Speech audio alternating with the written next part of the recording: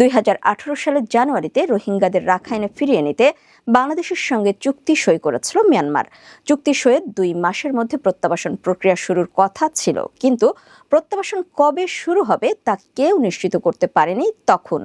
পরে প্রত্যাবাসনও শুরু করা যায়নি। সে সময় নাগরিকত্ব, নিরাপত্তা, নিজ জমিতে ফেরার নিশ্চয়তা সহ 8 দফা দাবি জানিয়েছিল রোহিঙ্গারা।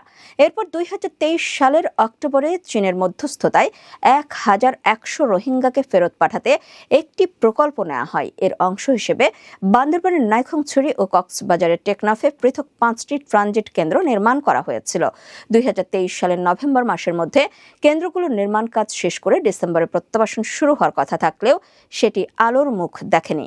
কক্সবাজারের উখিয়া ও টেকনাফের 33টি আশ্রয় শিবিরে বর্তমান নিবন্ধিত রোহিঙ্গার সংখ্যা 12.5 লাখ। এর মধ্যে 8 লাখ এসেছে 2017 সালের 25 আগস্টের পরের কয়েক মাস।